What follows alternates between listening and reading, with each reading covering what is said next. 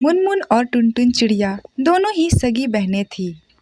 मुनमुन चिड़िया की एक सुंदर सी बेटी थी, लेकिन टुनटुन चिड़िया की कोई संतान नहीं थी। लेकिन वो दिल और दिमाग से बहुत ही अच्छी थी, बहुत मेहनती थी। मुनमुन चिड़िया अपनी बहन को कहती, अरे तू तो बाज है बाज, कहीं तेरी बुरी नजर मेरे घर को लग गई तो मेरा तो संसार ही बिगड़ जाएगा। टुनटुन चिड़िया उसकी बातों पर ज्यादा ध्यान नहीं दिया करती थी, वो उसकी बातें चुपचाप सुन लिया करती थी। एक दिन मुनमुन चिड़िया की बेटी बाग में खेल रही थी, तभी अचानक से तेज बारिश होने लगती है और बिजली भी चमकती है। उसकी बेटी डर के मारे वहीं बेहोश हो जाती है। कुछ समय बाद वहाँ पर टुनटुन चिड़िया आती है। उसको ऐसे बेहोश देख वो अपने उसे पीठ पर उठाकर अपने घर की ओर निकल पड़ती है।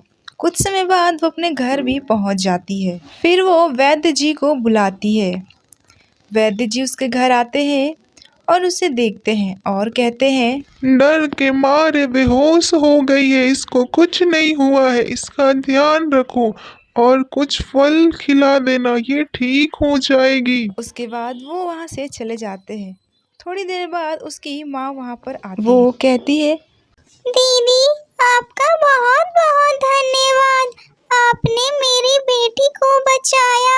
आपका बहुत बहुत शुक्रिया दीदी। मैंने आपको कितना बुरा भला कहा, फिर भी आपने उसकी जान बचा। दीदी मुझे माफ कर दीजिए, आगे से आपको कुछ नहीं बोलूंगी। तब टुनटुन चिड़िया कहती है, अरे क्या कह रही हो, आखिर ये मेरी भी तो बेटी है ना, तो कैसे ना बचाते इसकी जान, बोलो। इस घटना के बाद से मुनमुन चिड़िया टुनटुन चिड़िया से नफरत करना छोड़ देती है और तीनों साथ मिलकर रहने लगती।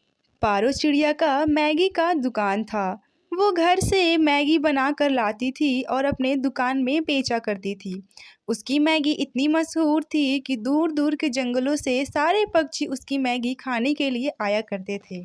उसकी मैगी इतनी टेस्टी होती थी कि कोई पक्षी खाए बिना रह ही नहीं सकता था। एक दिन पारो की दुकान पर मुनमुन चिड़िया आती है और कहती है, पारो तुम्हारी दुकान तो बहुत अच्छी चल रही है। ऐसा क्या बनाती हो जो सारे पक्षी इतना पसंद करते हैं तुम्हारी मैगी को? आखिर क्या मसाला डालती हो, हमें भी बताओ। पारो चिड़िया बड़े ही प्यार से कहती है, अरे नहीं, ऐसा कुछ नहीं डालती हूँ, बस इसमें थोड़ा अपना प्यार मिला देती हूँ जिससे ये और टेस्टी बन जाता है। पारो चिड़िया का ये जवाब सुनकर मुनमुन चिड़िया वहाँ से चली जाती है और अपने घर आकर अपने पति से कहती है, वो पारो चिड़िया जो मुझसे मुझसे मांगकर खाया करती थी, आज वो हमसे भी अमीर हो गई है। मैं उसकी दुकान को बर्बाद कर दूंगी, पूरी तरह से बर्बाद कर दूंगी। तब मुनमुन चिड़िया का पति कहता है, अरे ये तुम क्या कह रही हो, ऐसा नहीं कहते हैं, ये तो गलत है। लेकिन मुनमुन चिड़िया अपने पति की एक नहीं सुनती है और वो उससे जिद करने लगती है और कहती है, नहीं, मैं उसे तो बर्बाद करके ही रहूंगी, बर्बाद करूंगी मतलब बर्बाद ही कर दूंगी। उसका पति उसके आगे कुछ नहीं कर सकता और वो उससे कहता है, ठीक है, तुम जैसा कहो वैसा ही होगा। एक काम करो, तुम जंगल जाओ, वहाँ से पीले रंग का फूल लेके आओ। उस पीले फूल का मैं एक मसाला बना दूंगा और वो मसाला लेकर तुम पारो को दे देना। उसके बाद जो भी उसका मैगी खाएगा सीधे ऊपर वाले के पास जाएगा। मुनमुन चिड़िया तुरंत ही निकल पड़ती है। काफ़ी देर तक खोजने के बाद उसे वो पीला फूल मिल ही जाता है। वो उस पीले फूल को लेकर घर आती है और अपने पति को दे देती है। वो उससे कुछ मसाले बना देता है और कहता है, लो ये दे देना पारो को, इसमें कुछ फल भी है, और कहना अगर ये मसाले वो मिलाएगी तो उसकी मैगी और टेस्टी बनेगी।